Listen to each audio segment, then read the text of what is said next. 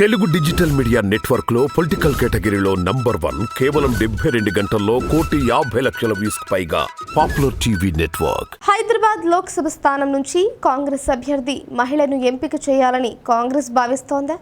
మతపర సెంటిమెంట్తో ఎన్నికల బరిలో ప్రముఖ ఆధ్యాత్మికవేత్త మాధవిలత ఉండడంతో ముస్లింలు ఓట్లతో గెలుపొందడానికి కాంగ్రెస్ వ్యూహం కనిపిస్తోందా అంటే అవుననే సమాధానం వస్తుంది. తొలుత అలీ బిన్ మస్కత్కి కాంగ్రెస్ పార్టీ టికెట్ ఇస్తున్నట్లు ప్రచారం జరిగింది. కానీ ఇటీవలే మజ్లిస్ పార్టీ కాంగ్రెస్ పార్టీతో స్నేహ సంబంధాలు కొనసాగించడంతో అధిష్టానం వెనకడుగు వేసింది. అలీ బిన్ మస్కతి పోటీ చేస్తే ముస్లిం ఓట్లు చీలిపోతాయని మజ్లిస్ అధినేత అసదుద్దీన్ ఓవైసీ బహిరంగంగా ఆందోళన వ్యక్తం చేశారు. కేసీఆర్ ప్రభుత్వానికి సహకారం అందించిన మజ్లిస్ ప్రస్తుతం కాంగ్రెస్ ప్రభుత్వానికి మద్దతు పలుకుతోంది.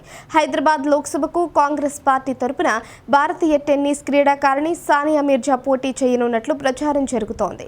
ఈ లోక్సభ స్థానం నుంచి బీజేపీ అభ్యర్థిగా డాక్టర్ మాధవిలత పోటీ చేయనుండడంతో దేశంలోనే కాకుండా అంతర్జాతీయ ఖ్యాతి గడించిన టెన్నిస్ తార సానియాను కాంగ్రెస్ పార్టీ బరిలోకి దించాలని అధిక సంఖ్యలో అభిమానులు కోరుతున్నట్లు సోషల్ మీడియాలో వైరల్గా మారింది.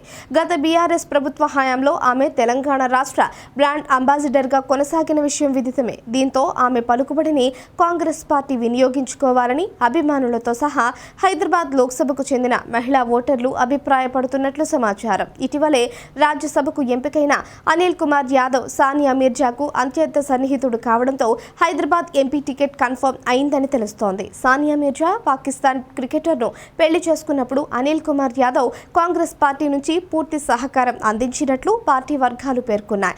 2003 నుంచి టెన్నిస్ క్రీడాకారిణిగా ప్రస్థానం మొదలుపెట్టి అంచెలంచెలుగా ఎదుగుతూ అంతర్జాతీయ స్థాయిలో #1గా నిలిచి దేశానికి కీర్తిని తెచ్చింది సానియా మీర్జా.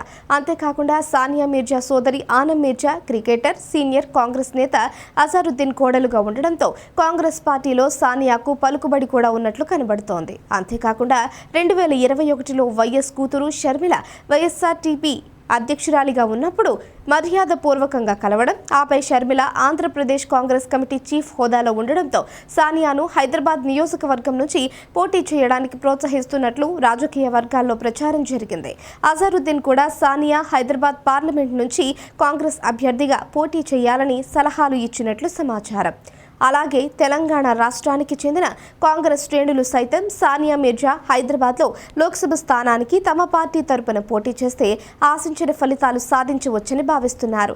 ఆగ్రహం కక్కుతున్న క్రమంలో కాంగ్రెస్ పార్టీ నుంచి కూడా మహిళా అభ్యర్థిని బరిలోకి దించాలన్న ఏకాభిప్రాయానికి దాదాపు వచ్చినట్లు సమాచారం. కాంగ్రెస్ పార్టీ నుంచి హైదరాబాద్ అభ్యర్థిగా సానియా మీర్జా టికెట్ ఖరారైతే మజ్లిస్ చీఫ్ అసదుద్దీన్ ఓవైసీపై ప్రధాన పార్టీల నుంచి 2 మహిళలే పోటీ చేస్తే మహిళల చేతుల్లో ఓటమికి గురికాకూడదని మజ్లిస్ జాగ్రత్తలు తీసుకుంటోంది. దీంతో పాటు మజ్లిస్ పార్టీకి మిత్రపక్షమైన బీఆర్ఎస్ అభ్యర్థి గడ్డం శ్రీనివాస్ యాదవ్ ఇదే స్థానం నుంచి బరిలోకి పార్టీ అధిష్టానం దించడం ఎవరికి అనుకూలంగా ఉంటుందో అయోమయానికి గురి చేస్తోంది. 2024 లోక్సభ ఎన్నికల వేడి పెరుగుతున్న క్రమంలో హైదరాబాద్ పార్లమెంటులోని 7 అసెంబ్లీ సెగ్మెంట్లలో 6కు పైగా స్థానాల్లో ఆధిపత్యం వహిస్తున్న మజ్లిస్ పార్టీ మరింత పట్టును పెంచుకుంటోంది.